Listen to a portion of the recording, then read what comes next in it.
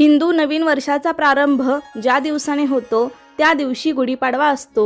दरवर्षी चैत्र महिन्यातील शुक्ल पक्षातील प्रतिपदेला गुढीपाडवा सण अगदी मोठ्या उत्साहाने साजरा केला जातो। दारी उभारलेली गुढी हे विजय, समृद्धी आणि मांगल्याचे प्रतीक आहे।